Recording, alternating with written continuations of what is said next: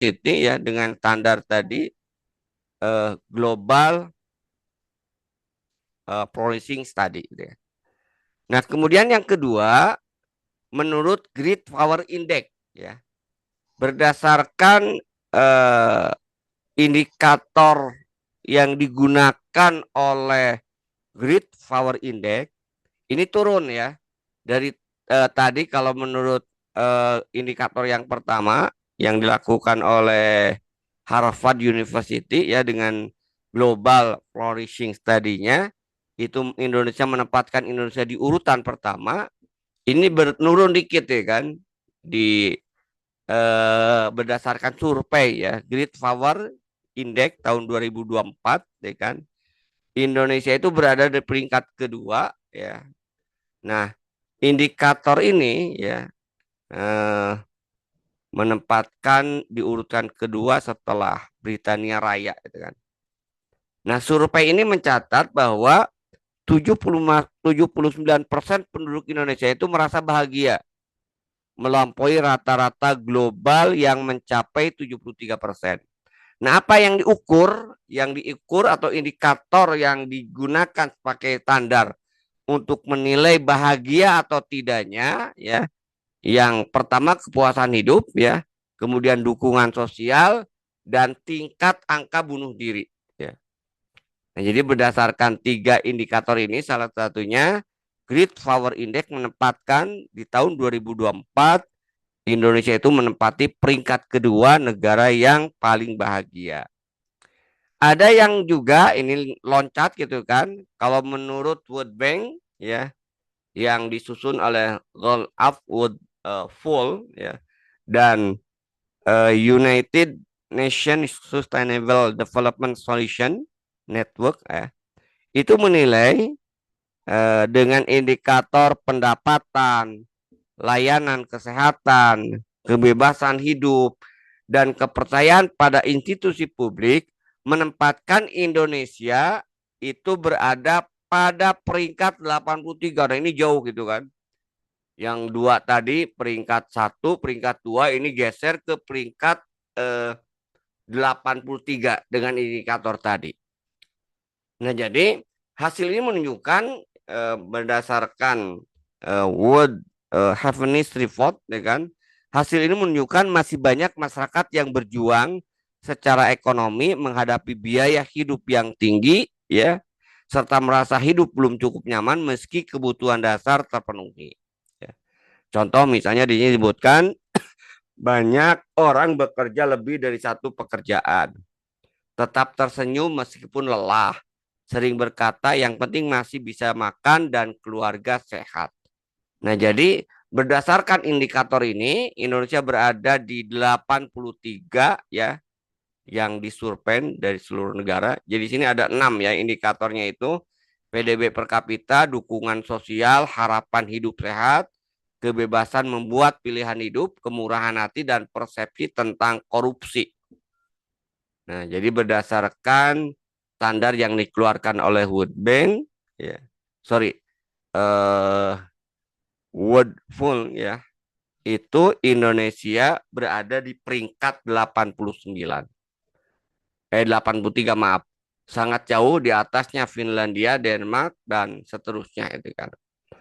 Nah, ini yang muncul pertanyaan ya kan dengan eh, dua yang kontradiktif tadi, di satu sisi Indonesia jumlah penduduk miskinnya banyak, termiskin, ya kan. Di satu sisi kita anggaplah ya, misalnya betul bahagia, ini kan ada sebuah kontradiktif. Sehingga muncul pertanyaan, betulkah masyarakat Indonesia itu masyarakat yang bahagia? Nah, kita lihat fenomena lain gitu kan. Nah, eh, kenapa saya gunakan indikator ya, atau saya munculkan indikator ibadah gitu kan. Karena ini menarik gitu kan. Biasanya kalau orang kemudian tidak tertipu dengan materi, kan kapitalis kan menjadikan ukuran kebahagiaan itu adalah dengan materi itu kan. Sementara Islam ya, karena Indonesia mayoritas Muslim, ukuran kebahagiaan itu adalah keridhaan Allah, gitu kan. Tapi menariknya, kontradiktifnya ternyata kalau kita lihat berdasarkan survei, walaupun ini survei 2019, tapi beberapa data masih relevan katanya gitu kan setelah saya tanya karena ini belum ada survei yang terbaru. Jadi masyarakat Indonesia dari sisi ibadah yang dilihat hanya sekedar sholat, ya kan? Jadi dari 100% katakanlah jumlah penduduk Indonesia yang Muslim ya 270 jutaan itu kan kurang lebih itu kan. Nah, yang sudah rajin melaksanakan sholat 5 waktu berjamaah itu hanya 2%. Jadi yang sholat berjamaah 2%, sering berjamaah 7,7%, kadang-kadang berjamaah 29,2%, sering sholat.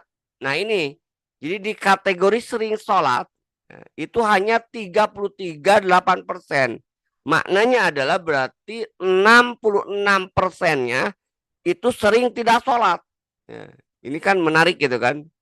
Jadi kalau kalau tadi mungkin kita bisa ngambil kesimpulan si pihak sepintas misalnya, wah miskin bahagia mungkin itu kan tingkat ibadahnya tinggi, tapi enggak ternyata juga enggak itu kan.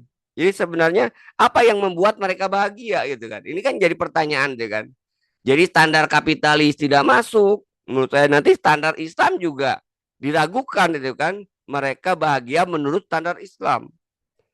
Apalagi ada 26,8% itu kadang-kadang sholat, ya, berarti banyak tidak sholatnya, itu kan.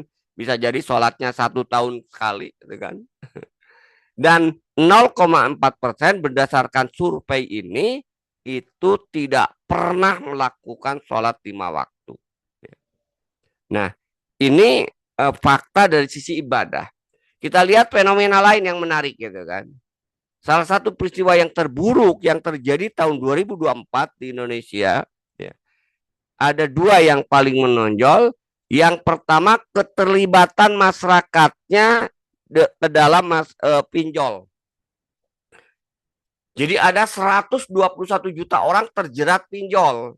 Artinya apa? Ini kan kalau kita lihat dalam konteks agama, pinjol itu riba, haram gitu kan. Ini belum bicara terkait dengan yang pinjam di lembaga keuangan resmi perbankan. Pinjol aja nih sampai berada di angka 129 juta. Berarti hampir 50% lebih ya. Masyarakat Indonesia itu yang terlibat pinjol. Ya. Dan yang terbanyak juga salah satunya itu di kalangan remaja. Ya. Jadi anak mudanya terjebak pinjaman online. Kemudian indikator lain yang cukup juga kita saksikan untuk melihat nanti sebagai perbandingan, selain terjerat pinjol, ya, masyarakat Indonesia juga itu terkena jeratan juga judi online. Mulai dari masyarakat biasa sampai juga aparat, ya kan.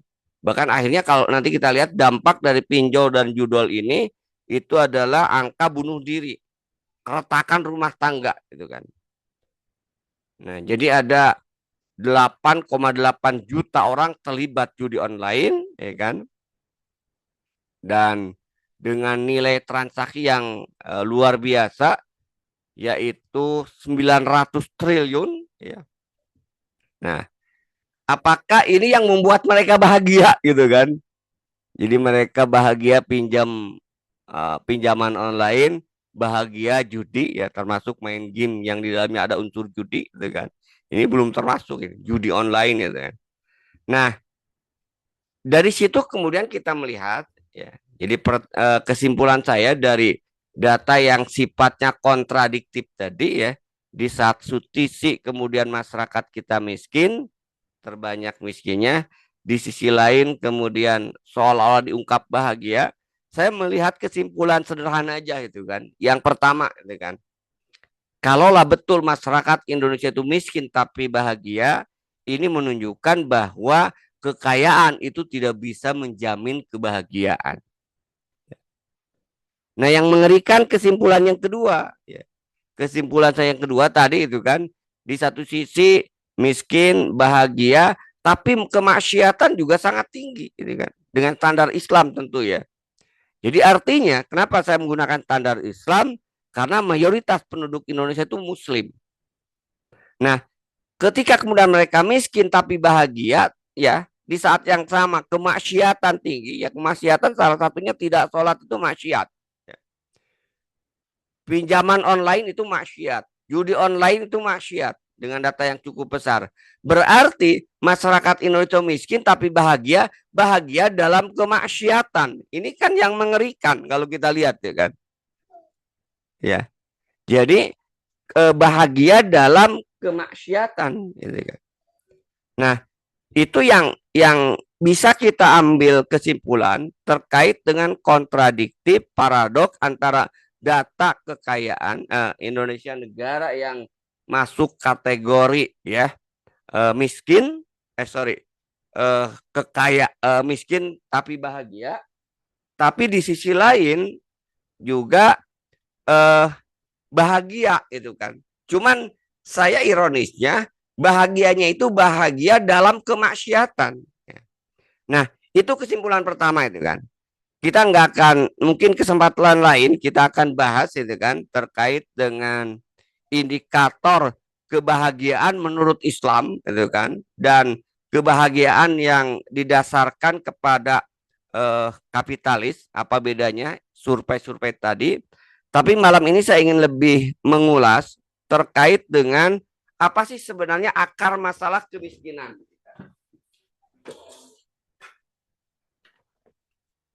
Jadi kita akan membahas terkait dengan akar masalah kemiskinan. Kenapa ini yang perlu kemudian kita tonjolkan untuk kita bahas? Saya khawatir kalau kepada orang kafir kan bolehlah husnuzon kan. Jangan-jangan ketika mereka memunculkan bahwa masyarakat Indonesia itu bahagia ya, masyarakat Indonesia bahagia dengan kemiskinan walaupun dimiskinkan oleh sistem kapitalis. Mereka lupa bahwa akar masalah kemiskinan itu adalah diterapkan sistem ekonomi kapitalis. Cuman kan pertanyaannya, betul kan mereka bahagia juga itu kan? Yang sebenarnya itu kan. Nah,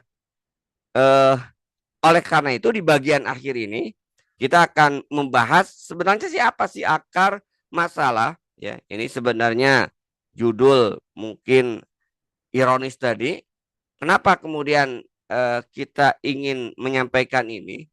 Karena secara fakta sumber daya alam Indonesia itu luar biasa. Ya, pernah kan sering kita sampaikan kalau tambang itu dikelola oleh negara dibagikan kepada rakyat, ya rakyat itu ya bisa mendapatkan tiap bulannya itu jutaan. Nah, tapi kenapa kemudian miskin? Nah, kalau kita perhatikan ya, fakta kemiskinan di Indonesia itu kan sebenarnya sudah luar biasa ya. Jadi bukan hanya survei berdasarkan di tingkat World Bank sampai 171 juta yang diakui oleh pemerintah itu dengan standar yang rendah tadi kurang lebih 24 juta. Tapi fakta kita bisa menunjukkan memang di Indonesia itu terjadi paradok. Paradok menurut salah satu LSM yang bergerak di bidang ekonomi pembangunan yaitu Selios, dia menemukan bahwa terjadi paradok ekonomi Indonesia di mana pertumbuhan tinggi tapi ketimpangan melebar. Jadi dalam studi dia yang berjudul Laporan Ketimpangan Ekonomi Indonesia 2024 membuat judul yang menarik gitu kan. Pesawat jet untuk si kaya, sepeda untuk si miskin. Nah, data yang dikemukakan oleh Selios ini adalah kekayaan 50 hartawan terkaya di negeri ini, hartanya setara dengan kekayaan 50 juta masyarakat Indonesia. Ini kan menunjukkan data kesenjangan yang luar biasa, gitu kan. Ya. Kemudian yang kedua kita lihat faktanya, ya ini kalau kita lihat tadi, betulkah masyarakat Indonesia bahagia? Jadi pertanyaan itu adalah 10 juta keluarga RI, ya masyarakat, itu tidak punya rumah. Ya. Jadi kenapa saya katakan tadi, miskin bahagia itu kan. Betulkah itu kan? Kenapa? Karena faktanya 10 juta tidak punya rumah, 86 juta hidup di hunian yang tidak layak gitu kan. Kalaulah ini didukung dengan indikator ibadah yang taat, mungkin agak percaya itu kan. Tapi kan tadi kontradiktifnya itu ibadahnya juga banyak, mayoritas itu nggak sholat, ya kan. Terlibat juga pinjol, riba itu kan. Jadi kalaupun mereka merasa bahagia, berarti bahagia dalam kemaksiatan. Ini bahaya juga itu kan. Ya. Nah, kemudian juga dari sisi pengangguran. Pengangguran masih tinggi, upah masih rendah. Kita lihat setiap tahun, awal tahun kemarin misalnya Januari, Desember, Januari, kan selalu terjadi demonstrasi di kalangan buruh untuk menuntut kenaikan UMK. Gitu kan. Nah, lebih ngeri lagi sebenarnya kalau kita bicara terkait dengan UMK, atau bahasanya itu adalah upah yang rendah, ada pengangguran terselubung. Salah satu analisis dari IDEAS, ini juga sama LSM, dia melakukan survei 74% guru honorer itu masih gajinya itu di bawah UMK. Bahkan ada gaji honorer madrasah ibtidaiyah setingkat SD itu 780.000. Sanawiyah sama 785.000, atau untuk level SMA itu 984.000. Ini kan ya sulit lah itu kan untuk dikatakan memang benar-benar bahagia. Makanya tadi kan dengan penghasilan kecil ini wajar judi online kemudian merebak gitu kan. Begitu juga pinjaman online gitu kan. Nah, kembali ke masalah utama yang ingin kita bahas di bagian akhir ini. Lalu apa sih sebenarnya akar yang menyebabkan terjadinya kemiskinan? Kalau kita bicara terkait dengan kemiskinan secara ekonomi atau secara politik atau secara fakta, kemiskinan itu ada dua jenis. Ada kemiskinan yang disebut dengan natural dan yang kedua kemiskinan struktural. Nah, yang sedang kita bahas ini adalah kemiskinan struktural. Kemiskinan yang disebabkan oleh sistem. Kenapa? Karena kemiskinan natural itu relatif sedikit, ya kan? Justru yang terbanyak yang membuat kemudian muncul banyak orang-orang miskin atau yang kita sebut dengan kemiskinan struktural tadi. Nah, ternyata kalau kita telusuri akar masalahnya itu adalah penerapan sistem ekonomi kapitalis. Ada empat secara mikro ya penerapan dari sistem ekonomi kapitalis yang menyebabkan terjadinya kemiskinan ya. Pertama adalah ekonomi berbasis swasta dan asing ya. Kemudian privatisasi sektor publik, pajak yang mencekik rakyat kecil, kemudian sistem ribawi dan utang negara. Nah, yang pertama ekonomi berbasis swasta dan asing. Kita lihat hampir semua sektor-sektor strategis ya itu dikuasai oleh swasta baik lokal termasuk asing. Ya. Perbankan, pertambangan, telekomunikasi, perkebunan sawit, itu semua dikuasai oleh swasta. Inilah yang pada akhirnya menciptakan nanti kesenjangan. Yang kedua itu privatisasi sektor publik. Jadi layanan dasar seperti listrik, air, kesehatan, dan pendidikan itu semakin mahal. Kenapa? Karena dilakukan privatisasi atau swastanisasi. Contoh ya, ini yang kadang-kadang mungkin kita tidak merasa bahwa itu adalah penyimpangan karena dibombardir dengan iklan atau dengan fakta yang keliru ya, karena tidak paham dengan standar Islam, syariat Islam. Kita lihat salah satu merek ya penguasa ya, air minum dalam kemasan ya, itu menguasai dari Sabang sampai Merauke. Ya. Kemudian juga kita lihat juga konglomerasi pembangkit listrik. PLN namanya perusahaan listrik negara, tapi pemasoknya mayoritas swasta.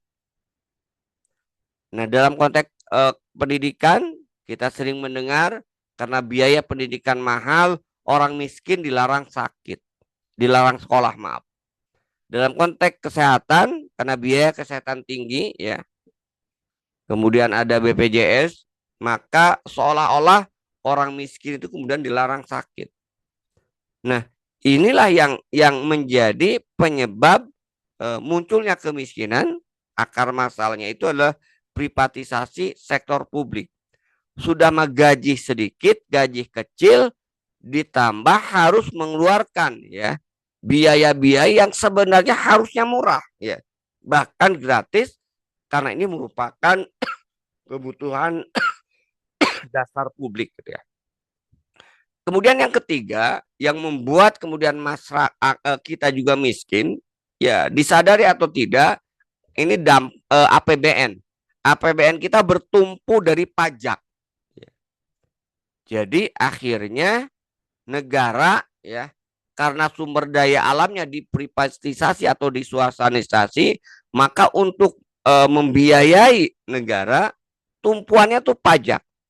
Tahun ini mengerikan juga itu kan.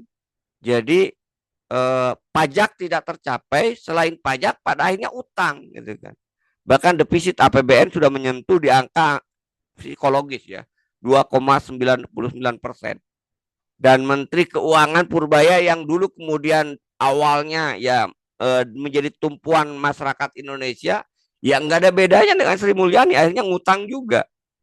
Tumpuan APBN-nya kalau tidak pajak ya utang gitu. Kenapa? Karena sistem yang diterapkan sistem kapitalis. Ya.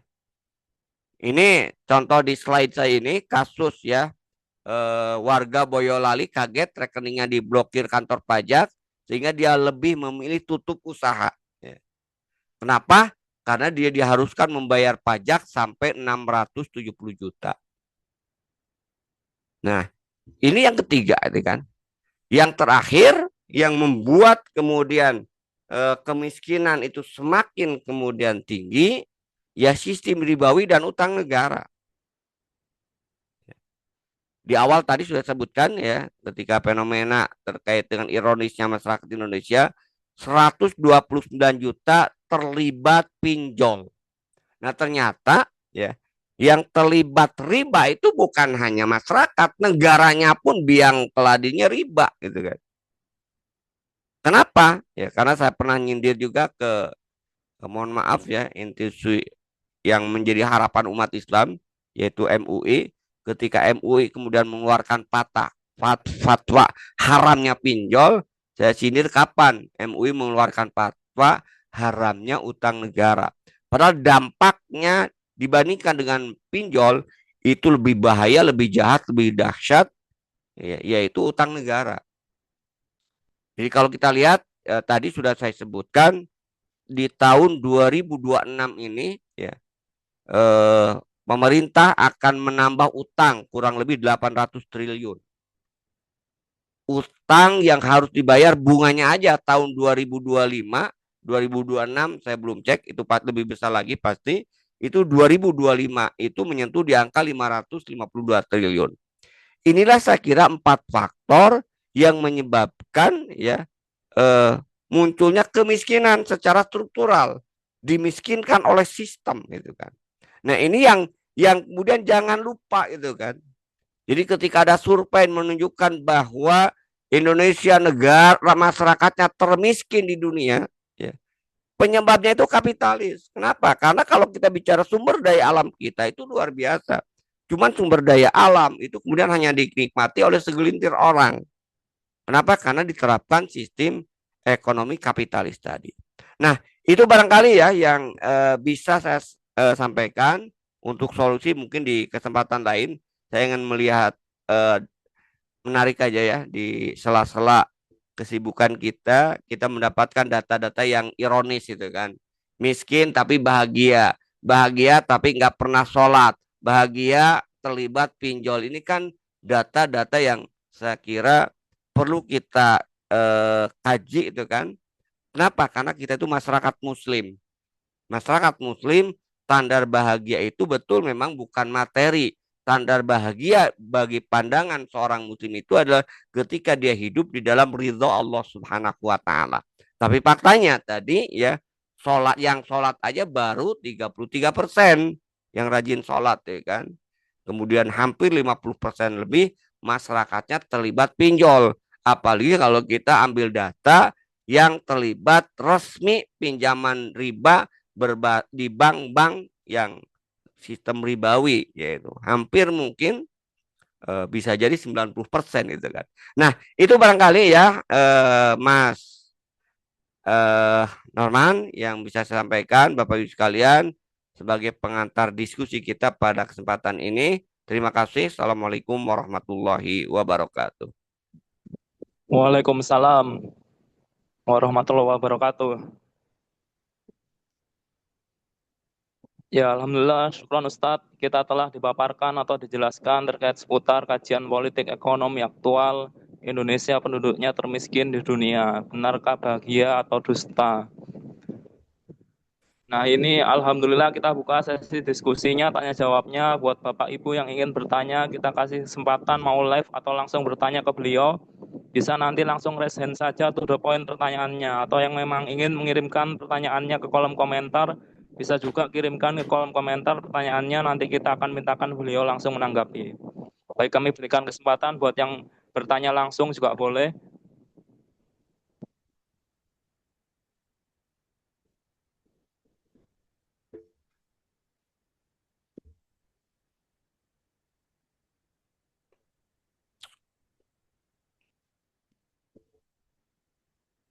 Ya, sepertinya sudah banyak di kolom komentar, Ustadz. Iya, gimana? Mau antum bacakan atau saya baca aja? Ya, saya bacakan, Ustadz. Nah, apa, Ustadz? Ya, Alhamdulillah kita beralih ke kolom komentar, Ustadz. Sudah ada beberapa pertanyaan. Pertama dari Ibu Alfadia. Bagaimana mengajak kaum muslimin untuk memahami kembali makna hidup yang sejati, bahwa hidup hanya untuk beribadah dan taat kepada Allah Subhanahu wa taala, Ustaz. Salah satu bentuk ketaatan yang krusial namun sering diabaikan adalah dakwah. Bagaimana membimbing umat menapaki jalan ketaatan yang secara utuh, mulai dari membenahi visi hidup dalam menjadikan hidup punya makna, hingga menyadari pentingnya dakwah secara berjamaah dan mau berjamaah dalam berdakwah, terutama dengan alur yang logis dan menyentuh, sehingga umat menyadari bahwa petunjuk hidup tak lain adalah Al-Quran yang merupakan kalamullah, bahwa dunia bukan segalanya, dan bahwa rizki, kematian, serta kebahagiaan harus dipandang dengan kacamata iman. Kebahagiaan sejati bukan bersumber dari materi, tetapi dari kepatuhan ideologis kepada Islam. Ketika seorang muslim telah memahami arah hidupnya, ia pun menoleh pada realita umat penuh krisis dan persoalan, yang jawabannya ternyata ada dalam penerapan Islam secara kafah, yang hanya mungkin terwujud dengan tegaknya khilafah Islamiyah. Sehingga dakwah pun menjadi jalan utama menuju kemuliaan, bukan hanya tugas personal, tapi perjuangan kolektif dalam membentuk masyarakat Islami. Bagaimana menyeru sekaligus memberi panduan bagi setiap muslim yang merindukan hidup penuh makna dan ingin turut serta dalam perubahan besar umat menuju kemuliaan hakiki. Syukron, Ustaz. Ya, sebenarnya jawabannya sudah ada di pertanyaan itu sebagian ya kan. Jadi justru kalau kalau saya perhatikan ya, eh, problem mendasar itu kan sebenarnya agar umat itu kemudian memahami mana hidup yang sejati, tidak lain adalah perlu diadakan perubahan pemikiran, tafakur lah ya. Ayat Al-Quran kan menyebutkan innallaha la yughayyiru ma biqaumin hatta yughayyiru ma bi anfusihim. Itu ayat itu terkait dengan akidah gitu kan. Jadi memang dakwah kita agar kemudian bisa mengajak kepada mereka gitu kan, yaitu dengan menyentuh pemikiran. Nah, pemikiran yang kemudian yang harus disodorkan itu pemikiran mendasar ya terkait dengan tiga hal pertanyaan mendasar itu kan. Ya, kita ini berasal dari mana, untuk apa kemudian hidup, dan mau kemana setelah kehidupan. Inilah yang disebut dengan Uqdatul Kubro. Nah ini dulu gitu kan. Dan artinya eh, ini kita ingin tunjukkan bahwa umat ini harus memahami dan menyadari dia masuk Islam itu bukan karena keturunan. Dia memilih Islam itu atas dasar kesadaran dan pilihan akal sehat. Bahasanya itu kan.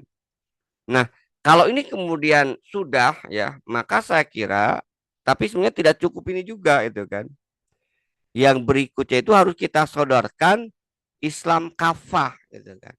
Nah, selama ini kan kalau kita lihat, mohon maaf juga kan, kadang-kadang ada juga yang sering negatif itu kan. Wah, kalau masuk Islam hanya menjadi orang sekuler mah hanya membebani aja udah gitu kan. Artinya ya memang di satu sisi betul gitu kan. Kalau orang kafir ya kemudian dia masuk Islam tapi kemudian dia masuk Islamnya Islam sekuler itu membebani gitu kan. Ya walaupun tadi, kenapa? Karena ini sangat bahaya ketika orang masuk Islam hanya memahami kemudian dari sisi bahwa Islam ritual aja ya. Nah, maka itu akan berbahaya gitu kan. Jadi hanya akan menambah beban ya umat ini gitu kan. Nah, jadi yang pertama harus kita kemudian rubah itu adalah pemikiran ya. Pemikiran bahwa Islam itu bukan hanya terkait dengan sholat, zakat, puasa, tapi Islam itu adalah cara hidup. Nah, itu yang sering saya sampaikan tuh kan. Jadi Islam itu cara hidup ya. Nah, kalau orang kemudian sudah memahami bahwa cara hidup Islam itu cara hidup, maka kita sampaikan dengan realitas hari ini. Apakah kehidupan kita itu ya itu eh, sesuai dengan Islam atau tidak? Nah, baru kita paparkan ya kan. Saya kemarin ketika membimbing umroh itu saya tunjukkan fakta kontradiktif ya kan. Di mana kontradiktifnya saya bilang Pak, Bu, ke jamaah itu kita saksikan deh kan. Umat itu berbondong-bondong ya tiap tahun ya jutaan mau melaksanakan umroh berdesak-desakan di Masjidil Haram. Bahkan untuk sholat Jumat agar bisa masuk Masjidil Haram ya itu berangkat dari hotelnya itu ada yang dari jam 9 agar bisa masuk ke Masjidil Haram. Tapi ini kan ironis gitu kan. Di sisi lain ironisnya ketika mereka sudah kembali kepada tanah air, semangat itu hilang. Apalagi kalau kita kaitkan dengan semangat untuk melaksanakan syariat Islam di bidang lain. Yaitu apa? Di bidang politik, di bidang ekonomi itu kan. Nah, jadi bahasa saya itu umat kita ini hari ini itu menghadapi penyakit yang luar biasa. Penyakitnya itu apa? Penyakit sekulerisme ya yang memisahkan agama dari kehidupan. Nah, ini yang menurut saya harus disentuh dulu gitu kan. Artinya harus kita ingatkan ya setelah kita sampaikan bahwa hidup itu adalah ibadah kepada Allah, hakikatnya ibadah itu tunduk dan patuh terhadap setiap perintah dan larangan Allah. Faktanya hari ini kita hidup sekuler. Sekuler aja sudah dirusak lagi gitu kan. Ya. Jadi akidahnya sudah tersisa akidah sekuler itu dirusak lagi hari ini. Kalau kita lihat faktanya itu adalah kita lihat misalnya Desember kemarin itu dirusak oleh dua paham, pluralisme dan sinkretisme. Jadi sudah yang tersisa itu adalah akidah ruqyah, ya itu juga sudah mulai digerogoti. Pluralisme yang menganggap semua agama benar, itu kan. Sinkretisme ya mencampur adukan ibadah antara ajaran Islam dengan yang lainnya. Seperti Natalan bersama atau orang-orang kafir ikut pengajian, ya kan. Nah ini kan sinkretisme. Jadi sudah tersisa hanya akidah ruqyah, Islam hanya ritual aja, itu pun masih digerogoti. Nah ini juga yang harus kemudian kita istilahnya itu sampaikan ke umat. Nah yang kedua ya setelah mereka sadar ya kemudian di realita apa yang membuat umat itu bisa bangkit, apa yang kemudian umat itu menjadi baik. Kita sampaikan firman Allah, janji Allah misalnya bahwa umat Islam itu akan menjadi umat yang terbaik adalah ketika umat itu melakukan aktivitas amar ma'ruf nahi mungkar. Kuntum khaira ummatin ukhrijat linasi ta'muruna bil ma'ruf wa tanhauna 'anil munkar. Nah, hari ini karena aktivitas amar ma'ruf nahi mungkar itu kemudian yang nyaris kemudian tidak terdengar, inilah yang membuat Islam itu kemudian rusak. Apalagi hari ini kita tidak ada ya institusi yang eh, menerapkan Islam secara kafah sehingga ya dakwah yang dilakukan sebatar amar ma'ruf nahi munkar tapi tidak melakukan izalatul munkar. Jadi sebenarnya itu ya yang runutannya kalau kita lihat ya kan, eh, menyadarkan sampai perlunya dakwah gitu kan. Kan tadi kan sampaikan akidah, yang kedua Islam itu kafah ya. Hari ini kemudian realitasnya ternyata tidak ada itu kan. Islam kafah itu yang ada adalah Islam ritual. Nah, berarti umat Islam berdosa itu kan. Nah, bagaimana kemudian Islam kafah bisa terwujud, itu harus ada institusi yang kemudian melaksanakannya. Institusi itu yang disebut dengan khilafah Islamiyah ya, atau khilafah Rasyidah ala minhaji nubuwah. Sekarang tidak ada, padahal dulu umat Islam 14 abad lamanya hidup di bawah naungan khilafah. Itulah yang menjadi sumber kemuliaan umat Islam. Berarti kalau umat ingin kembali menjadi umat yang terbaik, maka mau tidak mau umat itu harus mewujudkan kembali institusi pelaksanaan syariat Islam secara kafah. Mewujudkan syariat Islam secara kafah melalui institusi negara nggak mungkin dilaksanakan secara sendiri. Wong nikah aja minimal berdua ya, 4 ya kan, dengan saksi, apalagi upaya akan membentuk negara itu kan yang menerapkan syariat Islam secara kafah, maka nggak bisa dilakukan secara fardiyah, maka itu harus dilakukan secara jamaah. Itulah barangkali ya secara singkatnya ya Ustaz, dari pertanyaan pertama. Ya, alhamdulillah, syukron Ustaz. Berikutnya dari Trump, Ustaz. Assalamualaikum Ustaz. Ada kiai yang bilang Ustadz semakin panjang jenggotnya semakin goblok. Kebanyakan orang Islam itu sumbu pendek, tidak bisa berpikir strategi jangka panjang, tersinggungan, suka meneror dengan ayat neraka, suka mengkafir-kafirkan, otaknya beku, lugu-lugu, saintek matematikanya jeblok, sok tahu, sok pinter, ngatur dirinya aja, nggak bisa sok ngatur ngatur orang lain, apalagi ngurus negara, bisa tambah kacau negeri ini. Kira-kira kenapa ada model kiai seperti itu, Ustadz? Sukron. Saya nggak tega mengatakan kiai itu yang tadi sebenarnya itu kan.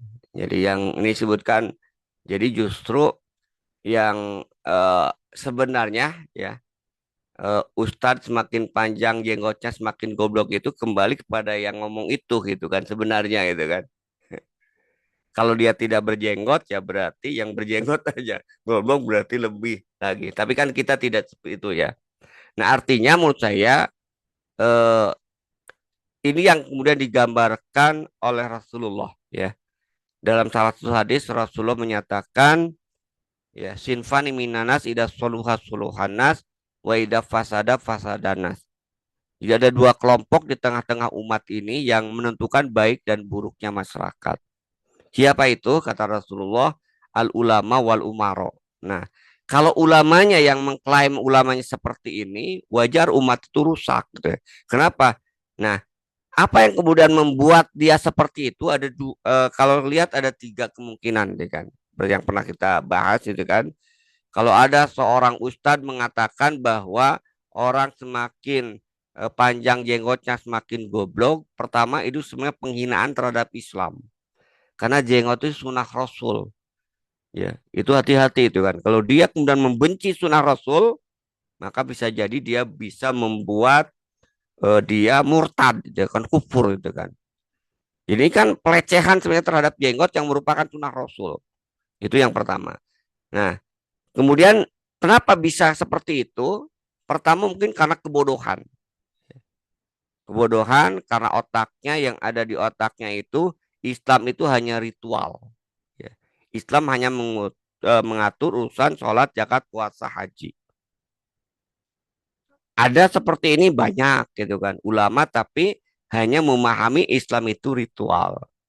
Atau yang kedua, karena dia punya kepentingan duniawi, dia sadar ada ulama kok ya yang kalau dia tidak punya jabatan, oh dia cerita bahwa Islam itu mulia karena khilafah. Itu dulu ada ulama itu kan yang mengatakan seperti itu. Ketika dia tidak punya jabatan, ketika kemudian dia punya jabatan, nah muncul kemudian ini itu kan mengatakan khilafah ancaman dan sebagainya, atau paling sederhananya itu ketika dia menjabat itu, udahlah jangan bicara khilafah dulu, kantongi khilafah dulu gitu kan. Setelah dia punya jabatan. Tapi sebelum kemudian dia punya jabatan, otaknya normal. Tapi ketika kemudian dia dikuasai oleh jabatan, ya, termasuk juga eh, dikasih mainan tambang, itu kan jadi error gitu kan. Nah, itu yang kedua itu kan.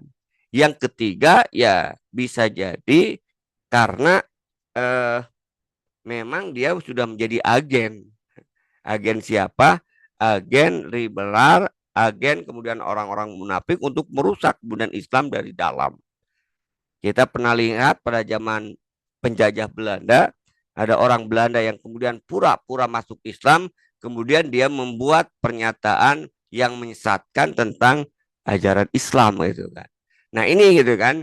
Jadi makanya dalam konteks hari ini kita harus hati-hati ya eh, kepada ulama. Kalau Imam Al-Ghazali menyebutkan ya ulama itu kan ada dua, adalah ulama su, ada ulama solih, ada ulama dunia, ada ulama akhirat ya kan. Jadi nggak aneh gitu kan kalau ada ya dia ustadz tapi perilakunya seperti itu. Tadi ya bisa jadi karena kebodohan, bisa jadi kemudian karena hawa nafsu, bisa jadi memang dia itu agen ya yang memang hidupnya dari menjual agama gitu kan. Nah itu ya jadi nggak usah aneh lah gitu kan ya, tinggal kita sampaikan aja pada umat ya kan. Makanya tadi Imam Al-Ghazali mewanti-wanti kita jangan tertipu karena di tengah-tengah umat ini ya, di tengah ulama itu tadi akan ada ulama dunia, ulama akhirat, atau ulama su, ulama soleh. Itu ya, wallahu a'lam bishawab. Alhamdulillah, syukran Ustadz. Berikutnya dari Ibu Alma. Ustadz, ada yang bilang sebagai muslim harus qanaah, merasa cukup, ikhtiar dan tawakal saja. Jangan banyak mengeluh. Rezeki sudah diatur, sudah ditakar, tidak tertukar. Barang siapa tidak mampu merasa cukup dengan rezeki yang sederhana dan seimbang, maka dunia yang luas ini pun akan terasa sempit baginya. Kita sudah bekerja keras dan berdoa, mengaji ke sana sini, bahkan berjuang menegakkan syariah dan khilafah. Tapi kalau rezekinya memang sedikit, ya harus merasa cukup. Imam Al-Ghazali bilang kayak itu di hati. Kita harus ridho, tawadu, hidup yang lebih tenang dimulai dari kata cukup. Jadi jalani saja hidup ini sesuai kemampuan, bukan kemauan. Mohon penjelasannya Ustadz. Syukron. Ya, harus dibedakan ya. Jadi dalam Islam itu kan ada ranah akidah, ada ranah syariat. Kalau bicara terkait dengan rizki itu dari Allah, minallah itu ranahnya akidah. Ya. Jadi Allah sudah mengatur rizki seseorang. Allah sudah pasti akan memberikan rizki. Ya. Rizki minallah dan sebagainya itu ranahnya itu akidah. Itu yang harus kemudian kita yakini. Sementara ranah syariat, kita wajib beramal. Ya. Kita diperintahkan untuk bekerja. Kita diperintahkan untuk mencari rizki itu kan. Jadi jangan mencampur adukan antara ranah akidah dengan ranah syariat ya kan. Jadi ayat yang terkait dengan akidah pahami secara iktikad, keyakinan. Sementara ayat yang terkait dengan syariat tuntutannya itu amal. Jadi kalau akidah tuntutannya itu adalah kita yakini, kalau syariat tuntutannya itu amal. Ya. Nah tadi rizki itu sudah diatur oleh Allah, rizki tidak akan tertukar, rizki itu dari Allah, itu ranahnya itu akidah harus kita yakini, tidak boleh kita ragukan sedikit pun. Kalau kita ragu bisa jadi kufur itu kan.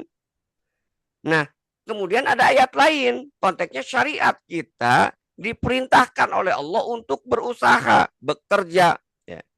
Dalam konteks dakwah sering saya sampaikan, kenapa hamlu dakwah itu harus bekerja? Nah, ini harus dipahami itu kan, terkait dengan qimatul amal, qimah amal. Dakwah itu bukan untuk mendapatkan harta.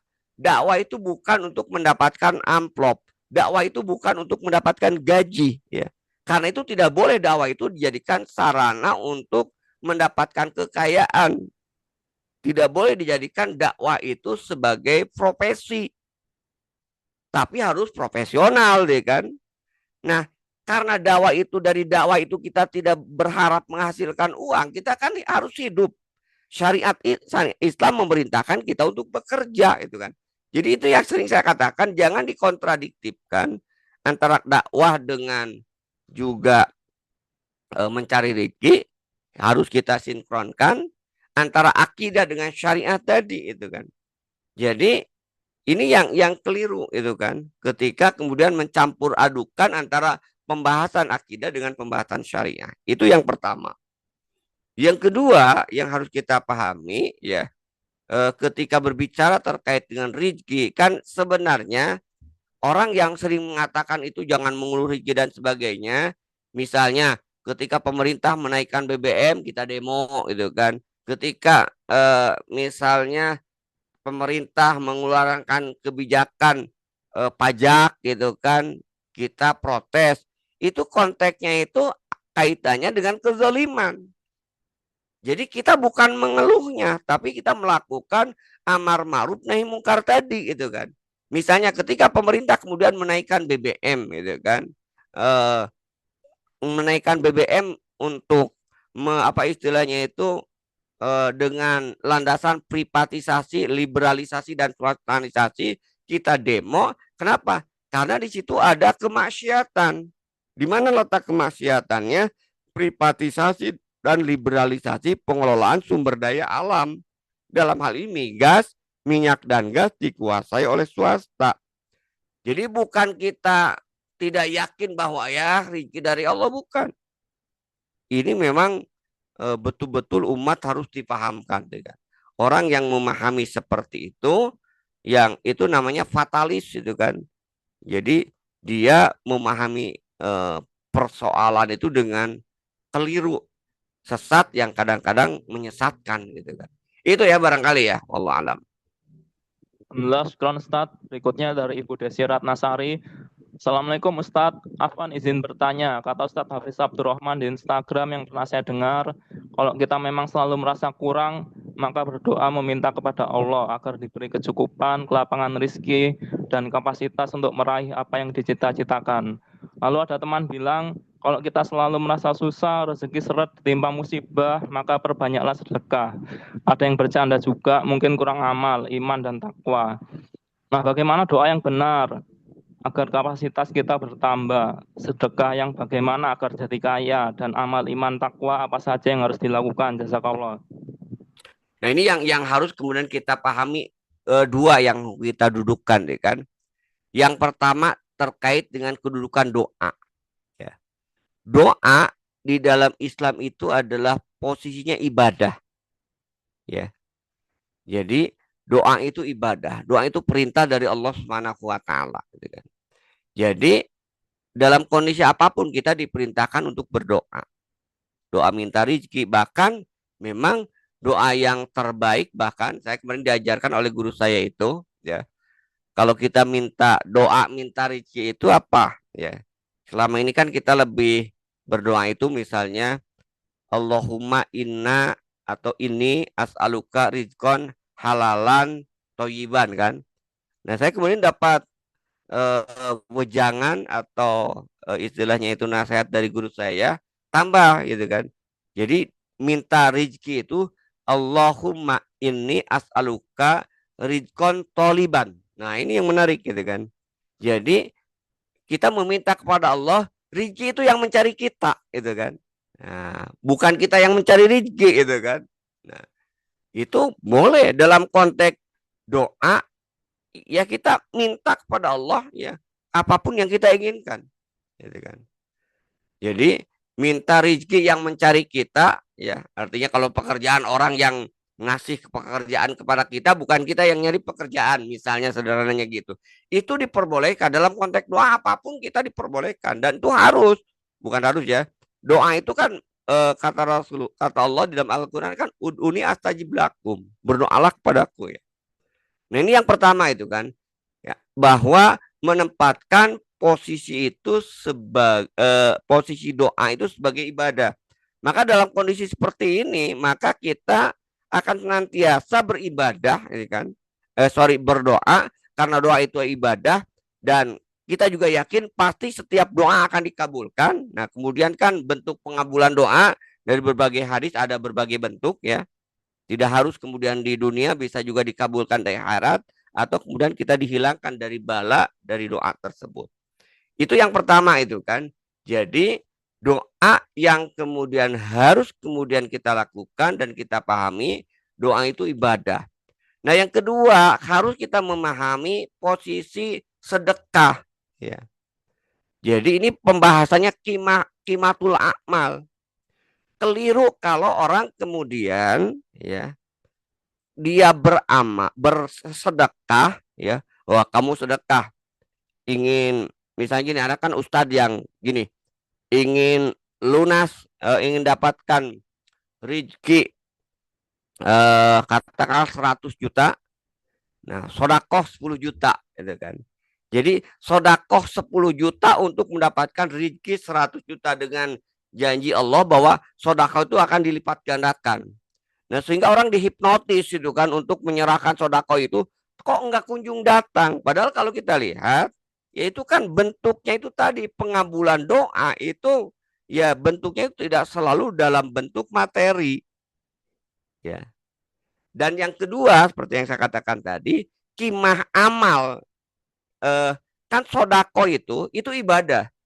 Kimatul amal ibadah itu ruhiyah. Jadi tidak boleh, ya, kita, nah itu namanya nanti ria itu kan. Ah, saya mau sodakoh, ya kan, agar kemudian nanti eh, dilipat gandakan dari sodakoh 100.000 nanti bisa 100 juta misalnya.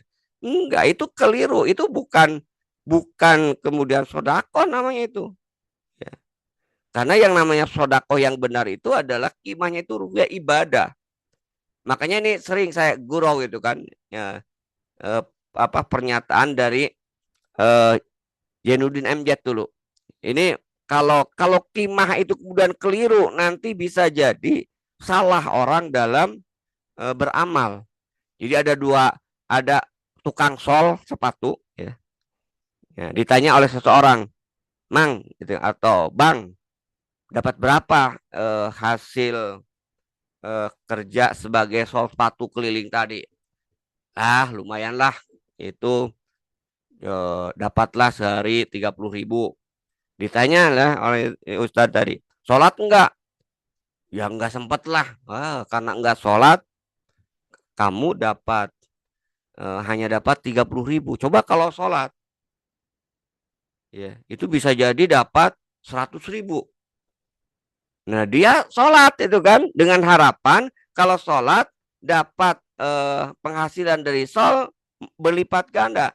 Tapi ternyata kebalikannya, justru ketika kemudian dia sholat malah justru penghasilannya itu turun. Nah, dia mengatakan percuma, dulu saya tidak sholat 30 juta, sekarang sholat malah 15.000 misalnya itu kan. Nah, ini kan kacau, keliru itu kan. Sholat itu ruhiyah. Tidak boleh kemudian dikaitkan amal itu kimanya sama dia. Kalau kita ingin mendapatkan harta, ya, keuntungan, ya itu bisnis. Ya, kalau bisnis jual beli harus tujuannya itu mendapatkan keuntungan laba yang berlipat ganda, itu kan. Jadi ini itu ya. Jadi pembahasannya itu adalah kalau kita bicara terkait dengan doa, dua tadi ya. Doa itu adalah ibadah, sedekah juga adalah ibadah, maka kimah kita, tujuan kita semata-mata kimahnya itu ruhiyah. Tidak boleh kemudian kita bertujuan, ini ingat ya, bukan efek ya, bukan akibat. Tidak boleh bertujuan ketika kemudian kita amal tadi, sedekah tadi, tujuannya itu agar dibalas ya oleh Allah dalam artian materi yang lebih banyak gitu kan. Nah, itu keliru karena kimahnya itu kimah ruhiyah, bukan kimah madiyah. Kalau bisnis modal 1 juta harus kembali 3 juta, itu boleh ya. Kenapa? Karena itu adalah kimahnya madiyah. Tapi kalau sodako 1 juta ingin kembali kemudian 3 juta, 10 juta, nah itu yang keliru. Kenapa? Karena kimahnya itu kimah ruhiyah. Maka disinilah muncul yang namanya itu ikhlas. Ikhlas itu tadi menempatkan kimah itu sesuai dengan amalnya, itu kan. Iya, itu ya. Jadi kimah itu adalah tujuan dari amal perbuatan kita. Itu barangkali ya. Wallahu alam. Alhamdulillah, syukron Ustaz. Berikutnya dari Bu Fatma Abdullah. Permisi Ustadz, mengapa kita harus patuh dan taat agama, sedangkan orang kafir bebas melakukan kehendaknya? Mereka bebas menjajah, mengambil SDA, dan memperbudak SDM atau umat sebagai pekerja dengan imbalan tidak seberapa. Sedangkan kita dituntut banyak hal di dunia agar masuk surga, mana yang halal dan haram. Jadi tidak bisa bebas seperti mereka. Terbelenggu secara mental, ruwet sejak dari pemikiran. Afan. Ya, kenapa harus kita patuh dan taat agama? Karena kita yakin bahwa Allah itu adalah Tuhan kita. Allah Tuhan kita memerintahkan kita taat kepada syariat Allah sebagai konsekuensi dari akidah kita, keyakinan kita. Orang kafir ya bebas, wong dia tidak percaya Tuhan itu kan. Cuman Allah kan sudah menunjukkan wahadainahu najdain kan. Allah sudah tunjukkan dua jalan kepada manusia.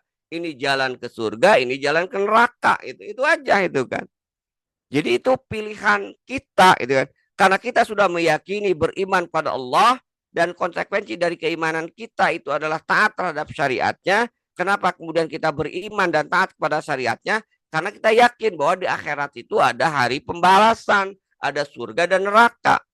Nah, kenapa orang kafir kemudian dia tidak beriman? Ya karena dia tidak beriman, karena dia tidak beriman, dia tidak merasa perlu taat terhadap syariat, wong iman juga tidak itu kan. Dan dia tidak yakin di akhirat itu ada surga dan neraka itu kan. Nah, jadi masalahnya itu di situ gitu kan. Jadi kita itu mau yakin gak dengan akhirat? Nah, ini makanya kuncinya. Itulah yang disebut dengan akidah, mabda, ideologi. Ya. Inilah yang akan mengendalikan hidup seseorang.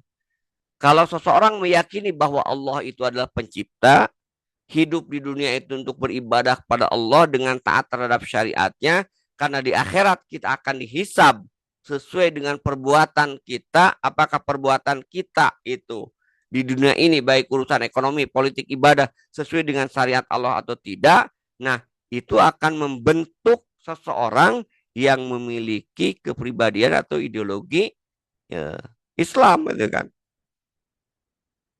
Tapi kalau kita tidak yakin Tuhan itu tidak ada, hidup itu berasal dari materi, tujuan di dunia untuk mendapatkan materi sebanyak-banyaknya, aturan yang kemudian diikuti adalah aturan buatan manusia, ya, ketaatan terhadap aturan karena semata-mata kemaslahatan duniawi, itu adalah orang kafir, itu kan. Nah, ada orang sekuler, tengah-tengah, dia percaya itu Tuhan ada, tapi dia tidak percaya Tuhan itu mengatur urusan dunia. Tuhan hanya ditempatkan sebagai pengatur rukiah. Nah, ini juga sama, lebih sengsara lagi gitu kan, sama gitu kan. Bahkan ya kalau secara iktikodi ya dia yakin bahwa sekulerisme itu benar ya.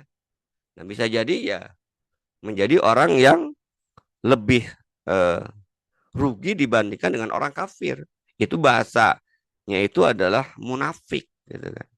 Itu ya barangkali ya. Alhamdulillah, sekarang Ustadz.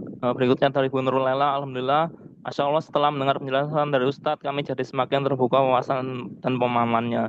Maaf Ustadz, saya sedikit penasaran. Di lingkungan tetangga saya itu muslimnya mayoritas, Kristen hanya satu.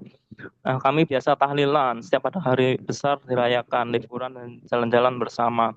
Kami merasa senang-senang saja, ada hiburan begitu Ustadz. Bahkan ada tetangga yang sering membantu warga itu selalu menyampaikan di rembuk warga, wes toh nurut toh, kepenak-penak. Kami dalam tanda kutip memang sudah bahagia. Walaupun ada juga tetangga yang istri dan anaknya kabur dari rumah. Rumahnya dilelang bank, tidak bayar cicilan lebih dari 3 bulan. Kecelakaan parah, kecurian motornya, tidak bisa bayar sewa kontrakan. Makan tahu tempe setiap hari, tapi memang sudah merasa bahagia. Bisa sholat, tetap kerja, dan kumpul-kumpul nonton bola, gotong royong saja sudah cukup gitu. Mengapa kita harus repot-repot mengurusi urusan yang membebani kita atau sudah bahagia? Nah, kembali ke tadi, nanti kita bahas deh. Indikator bahagia itu apa? Itu yang saya katakan tadi. Bahagia dalam kemaksiatan, dalam bahagia dalam kesesatan kalau seperti itu. Itulah itu yang saya katakan. Mungkin fenomena yang siapa itu yang tanya tadi kan? Eh, Mbak Nurlela itu kan. Itulah mungkin yang disurvei oleh survei internasional ya kan. orang yang seperti itulah kemudian yang mengatakan bahwa kita sudah bahagia itu kan. Tapi bahagia dalam kesesatan, bahagia dalam kemaksiatan itu kan. Gitu. Nah, sementara ya bahagia menurut Islam nanti kita bahas lah mungkin lebih jelas. Bahagia menurut Islam itu kan ketika kita hidup berada dalam keridhaan Allah. Maka standar kebahagiaan seorang muslim itu adalah ketika dia hidup di dalam keridhaan Allah. Allah akan ridho kalau ya dia menjalankan syariat Islam. Salah satu syariat Islam yang diperintahkan oleh Allah itu adalah berdakwah, mengajak umat untuk menerapkan syariat Islam secara kafah. Nah itu kan. Kalau dia kemudian tidak berdakwah itu kan. Nah ini nanti perlu disampaikan juga mungkin ya. Ada buku bagus dari guru dan teman saya itu Ustadz Wicondro, ada dosa investasi itu kan. Nah ini perlu disampaikan juga itu kan. Jadi kalau dia kemudian bahagia bisa jadi karena dia tidak paham terkait dengan Islam, tidak paham terkait dengan jenis-jenis dosa yang bisa membebani dia di akhirat. Ya. Saya pernah sering saya sampaikan kalau saya membimbing jamaah umroh itu kan, saya bilang Bapak Ibu sekalian, pahala yang akan Ibu Bapak dapatkan itu besar sekali itu kan. Kenapa? Karena di Masjidil Haram itu kita sholat itu pahalanya itu dilipat gandakan sampai 100.000 kali. Nah, tapi pahala itu bisa jadi itu hangus, hilang. Kenapa? Karena dalam hadis Rasul menyatakan akan ada nanti di tengah-tengah umat Islam itu yang muflis, yang bangkrut.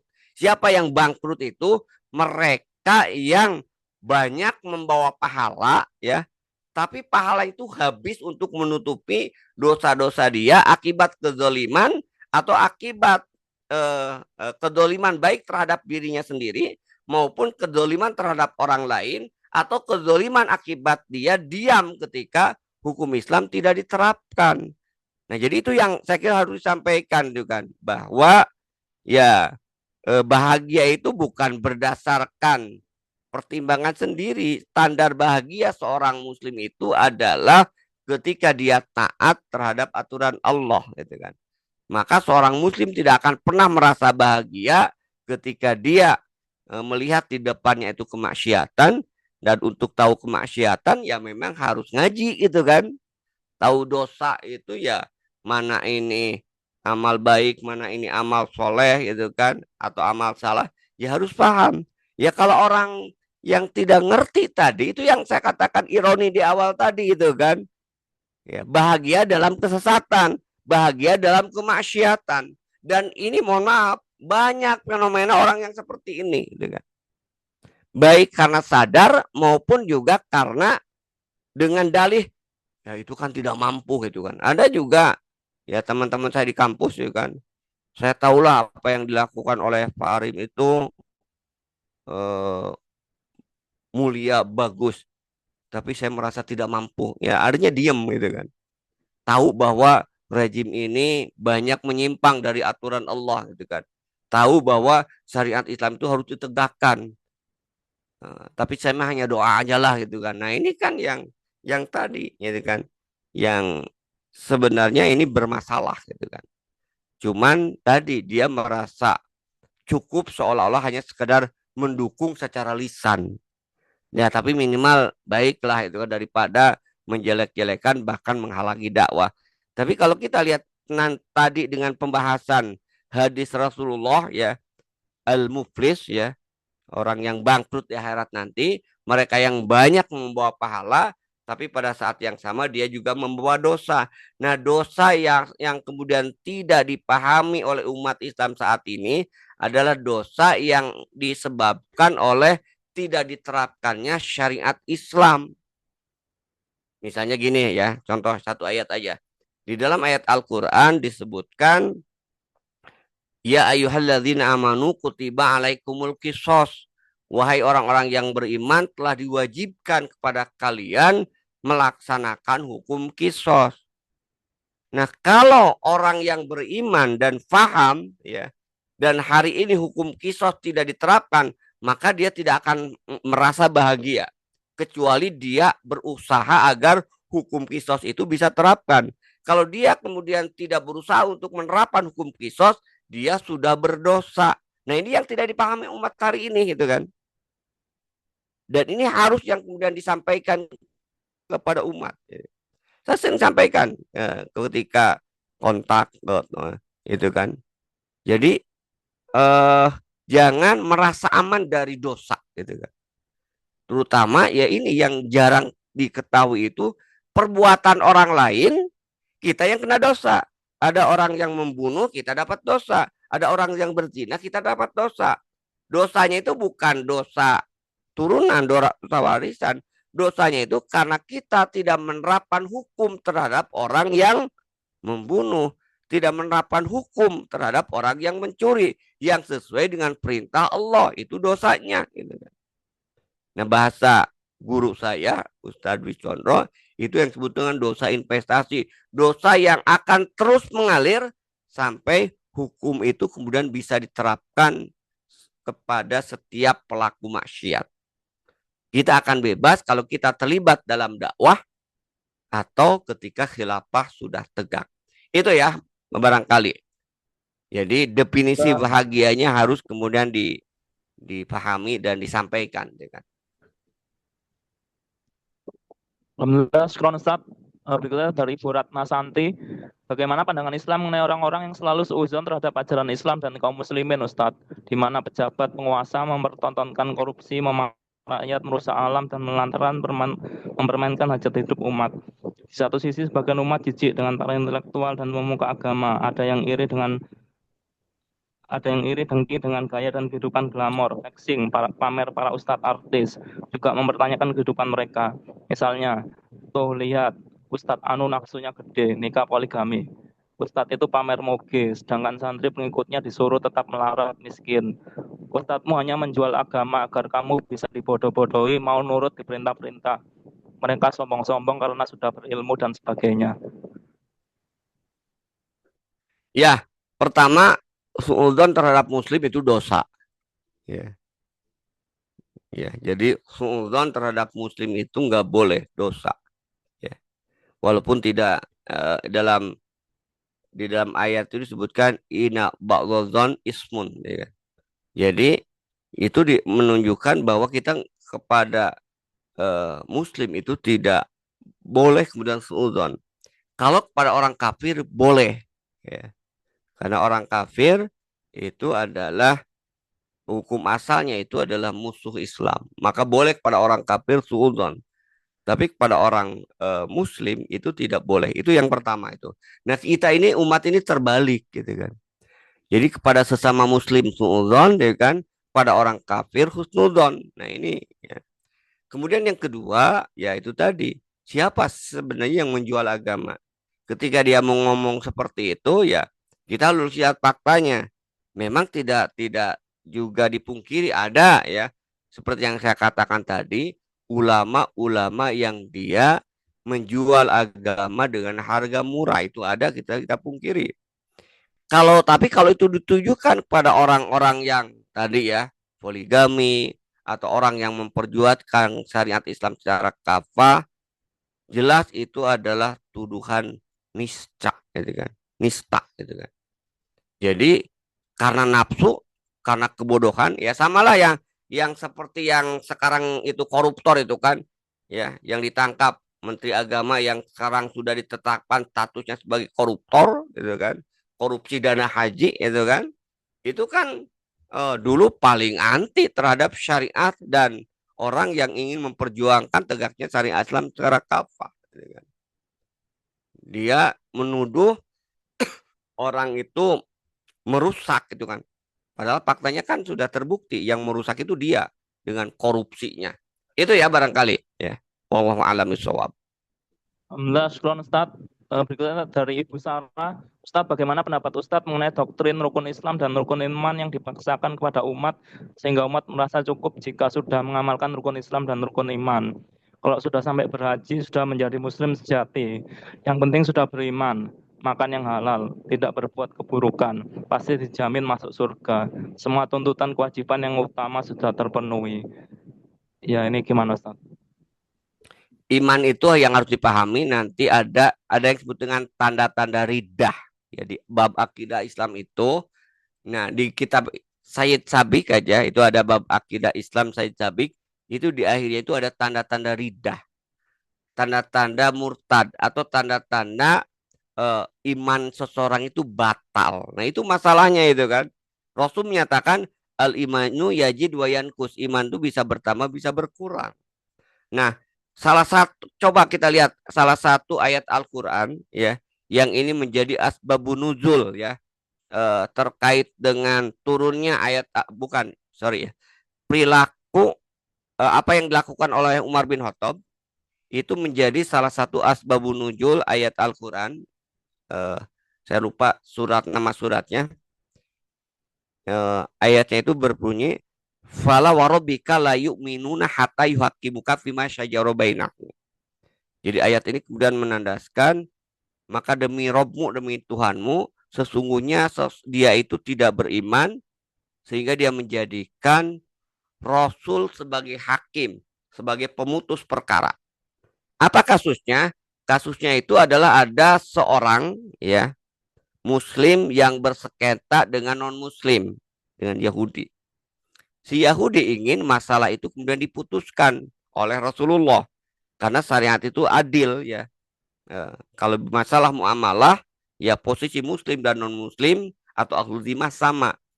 Maka mengadulah kepada Rasul. Ternyata oleh Rasul diputuskan bahwa ya yang menang itu si Yahudi, yang Muslim itu kalah ya. Nah dia nggak puas kan, mengadu ke Abu Bakar. Kata Abu Bakar, kalau Rasul sudah memutuskan seperti itu, ya kamu harus terima. Tidak puas, mengadu lagi ke sahabat yang lain. Terakhir datang ke Umar bin Khattab. Ya. Umar bin Khattab hanya meyakinkan, betul kamu sudah mengadu, betul Rasul sudah memutuskan seperti itu, betul. Betul kamu tidak puas, iya. Betul kamu sudah menghadap Abu Bakar, betul. Secara kasarnya itu kan.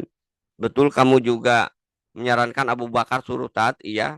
Nah Umar apa yang dilakukan oleh Umar? Menebas orang itu sampai kemudian dia meninggal. Nah ini artinya iman Islam itu bukan stempel yang baku gitu kan. Dia bisa hilang. Nah dalam bahasan akidah itu ada yang disebut dengan tanda-tanda ridah, tanda-tanda seseorang itu murtad. Salah satu cirinya itu adalah orang yang memiliki tanda-tanda ridah, tanda-tanda murtad itu adalah tidak ridho atau tidak mau kemudian dihukum dengan hukum Islam. Hukum Islam bukan hanya urusan sholat. Hukum Islam di dalamnya ada kaitannya dengan politik, ada kaitannya dengan ekonomi. Ya, nah itu. Jadi kalau orang kemudian rukun imannya itu kan dalam artian dia percaya iman pada Allah, Rasul dan sebagainya, kitab, ada satu aja dia tolak gitu kan. Misalnya satu ayat Al-Qur'an dia menolak mengatakan bahwa riba itu tidak haram. Nah, itu bisa aja jatuh kepada kekufuran. Ya. Jadi itu yang disebut dengan tanda-tanda ridah. Ya. Jadi tidak cukup ya. Nah ini memang problem yang harus kemudian kita pahami bersama, itu kan. Jadi bahasanya itu adalah ya untuk mendapatkan surga itu kan tadi taat terhadap perintah dan larangan Allah, itu kan. Tidak cukup hanya sekedar istilahnya itu menjadi orang yang tadi itu kan percaya rukun iman, rukun Islam. Ya betul memang janji Allah kalau seseorang aman akidahnya ya ya tadi kan dengan hadis yang muplis tadi ya dia masuk neraka tapi nanti akan neraka dulu ya ketika amal solehnya lebih sedikit dibandingkan dengan amal salahnya, masuk neraka nanti kemudian baru diangkat ke surga. Sehingga di surga itu nanti ada alumni neraka gitu kan. Yaitu apa? Orang muslim yang berbuat maksiat, yang amal solehnya lebih sedikit dibandingkan dengan amal salahnya. Nah, tapi itu kalau akidahnya masih terjaga. Tapi hati-hati itu kan. Bisa jadi ya ketika kita salah ya, bisa jadi merusak akidah. Gitu. Itu ya barangkali. Wallahu a'lam. Nah, sudah Ustadz, masih ada 2 pertanyaan Ustadz. Berikutnya dari Septirima, titik pertanyaan Ustadz, kita ini berjuang sebenarnya untuk apa Ustadz? Bagaimana menggunakan metode global dan lokal yang dipakai untuk menghitung jumlah kemiskinan? Apakah hanya berdasarkan statistik? Kalau ingin bahagia dunia akhirat, bukannya dengan yang halal saja sudah cukup, tetapi masih ingin lebih, sampai-sampai melampaui batas. Terima kasih.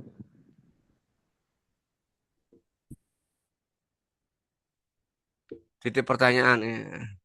Ya kita berjuang itu untuk apa? Ya itu kalau kita bicara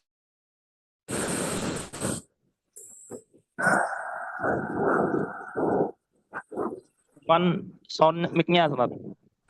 Sound-nya tidak terdengar.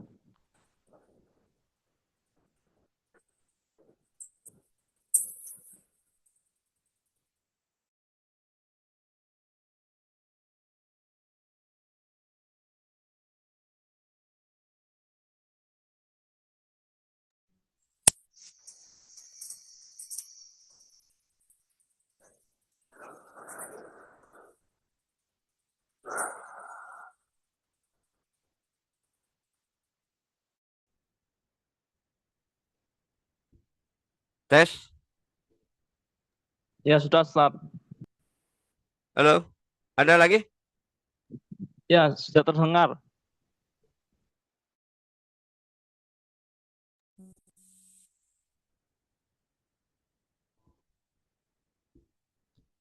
Ya, dan Arman terdengar?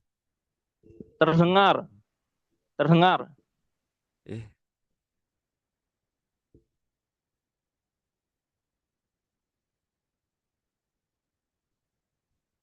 bentar.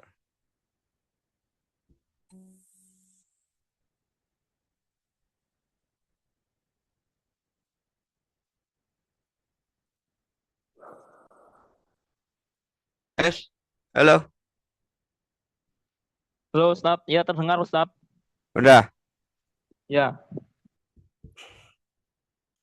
Ini udah jam 10 ya.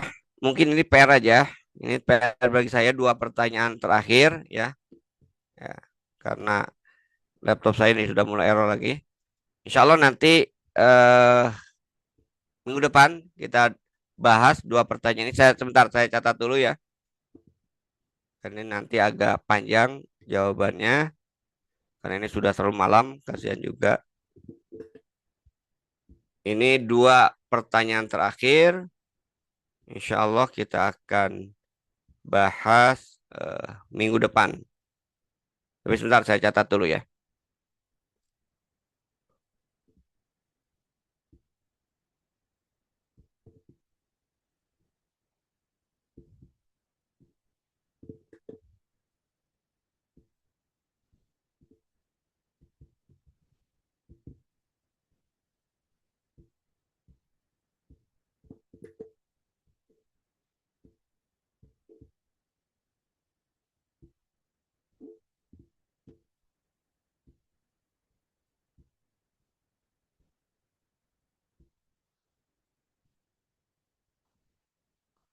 Mungkin ditutup aja Mas Narman. Mohon maaf. Jadi nanti 2 pertanyaan lagi ini nanti kita bahas minggu depan ya.